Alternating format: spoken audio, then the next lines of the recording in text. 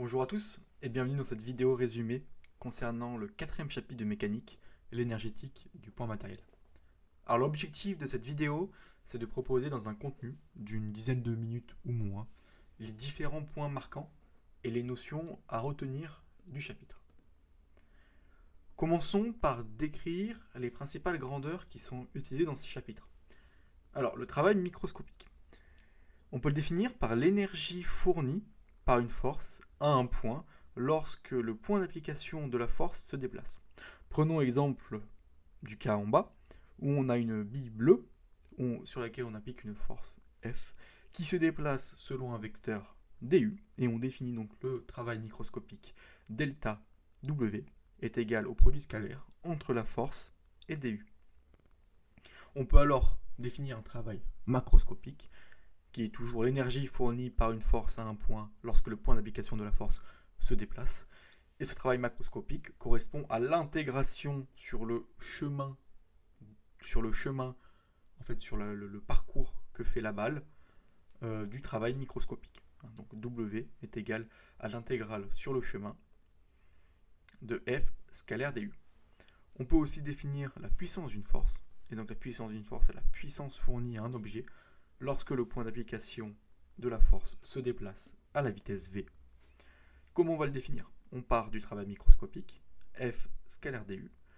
Du c'est V dt, et on peut donc définir que le travail microscopique c'est P pt dt. Et donc la puissance c'est F scalaire v. Maintenant, on va pouvoir définir l'un des deux principaux théorèmes de notre chapitre, le théorème de la puissance cinétique. Mais pour ce faire, il faut d'abord expliquer ce que c'est l'énergie cinétique. Lorsqu'un point de masse m se déplace à une vitesse v, il est possible de lui associer une énergie cinétique telle que EC est égal à 1,5 de mv carré. À partir de là, on peut dire que on peut définir le théorème de l'énergie cinétique comme la dérivée par rapport au temps de l'énergie cinétique va être égale à la somme des puissances des forces qui s'appliquent sur le point.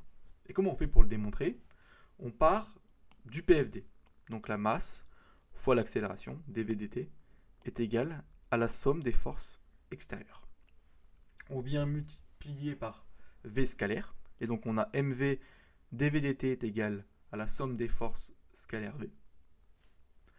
On fait rentrer le mv dans la dérivée, donc on a d 1,5 de mv carré dt est égal à la somme des forces scalaires v, et donc là on reconnaît l'énergie cinétique, donc dEc dt, et on reconnaît aussi la puissance est égale à la somme des puissances. On peut aussi intégrer le théorème de la puissance cinétique pour obtenir le théorème de l'énergie cinétique. Donc on part du théorème de la puissance cinétique, dEc dt est égal à la somme des puissances. On intègre entre a et b, dEc dt dt est égal à l'intégrale entre a et b de la somme des puissances dt. On intervertit les intégrales et on a bien que la différence d'énergie cinétique entre deux points est égale à la somme des travaux. Très bien.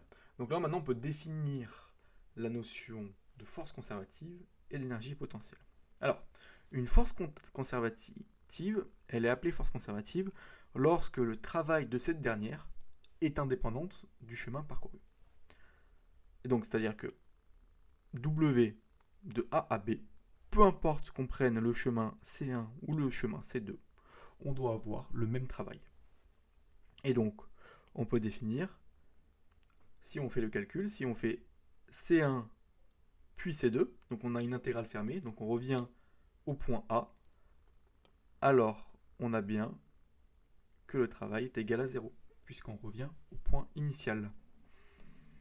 Si on a cette égalité, on peut écrire avec le théorème de Stokes, qui sera un théorème qui sera vu ultérieurement dans les études, que si cette égalité est vraie, alors on peut écrire que le rotationnel de F est égal à 0, et si le rotationnel de la force est égal à 0, ça signifie qu'on peut écrire la force comme dérivant d'une fonction, dérivant d'une énergie potentielle. On peut écrire la force, donc que la force est égale à moins grade EP. En prenant ce gradient scalaire dl, on a donc DEP qu'on peut venir intégrer. Donc on a le travail entre A et B, donc qui est égal à la force, enfin ou à l'intégrale entre A et B du travail microscopique, F scalaire dl. On a vu que F c'est moins grade de EP, donc on peut écrire que c'est moins grade scalaire dl. Or, moins grade scalaire dl, on a vu que c'était DEP. Et donc, en intégrant, on a EPA moins EPB, parce qu'il ne faut pas oublier le moins qui est ici. Et donc on a bien que le travail entre A et B ne dépend pas du chemin parcouru, mais dépend seulement des points d'arrivée et du point de départ. En bref, une force conservative est issue d'une énergie potentielle, et le travail d'une force conservative est indépendant du chemin parcouru. On peut alors décrire le second théorème de notre chapitre, le théorème de la puissance mécanique. Alors on va d'abord déjà définir ce que c'est l'énergie mécanique. Donc, l'énergie mécanique d'un système, ça va être la somme de l'énergie cinétique et de l'énergie potentielle de ce dernier. Donc EM est égal à EC, l'énergie cinétique, plus EP, l'énergie potentielle. On peut écrire donc le théorème de la puissance cinétique, qui est la dérivée de EM par rapport au temps, qui est égal à la somme des puissances des forces non conservatives. Comment on démontre ça? On peut écrire que donc la somme des forces, c'est la somme des forces conservatives, plus la somme des forces non conservatives. On a DEC dt est égal à la somme des puissances de toutes les forces.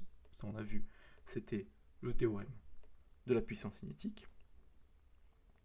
DEC, donc on peut faire passer dt de l'autre côté, on a cette valeur-là. On peut décomposer la puissance entre les puissances conservatives et les puissances non conservatives. Et donc PC dt ou PNC dt, c'est les travaux infinitésimaux, suivant qu'ils soient conservatifs ou non conservatifs. On a vu que la force, c'était moins le gradient d'une énergie potentielle. F scalaire dl, c'est donc égal au moins le gradient de P de l'énergie potentielle scalaire dl. Et donc, on a aussi vu qu'une force conservative dérivée de l'énergie potentielle, donc le travail microscopique des forces conservatives, c'est moins DEP. Or, DEM, c'est DEC, DEP. On peut donc écrire, en faisant passer... on peut donc écrire, oui, que DEM, c'est égal aux sommes des travaux microscopiques des forces non conservatives. Et comment on fait ça? Eh bien, avec cette expression-là, on la combine avec cette expression-là, et on peut donc isoler que DEM est égal à la somme des travaux des forces, des travaux microscopiques des forces non conservatives. On a donc DEM sur dt est égal à la somme des travaux microscopiques des forces non conservatives divisées par dt, donc c'est la somme des puissances des forces non conservatives, qui est bien notre théorème de la puissance mécanique. Donc là je me suis trompé, hein, c'était bien la puissance mécanique. On intègre tout ça pour en déduire le théorème de l'énergie mécanique, qui est la somme des travaux des forces non conservatives. Donc je vous remercie de m'avoir suivi pour cette vidéo résumée, et à bientôt.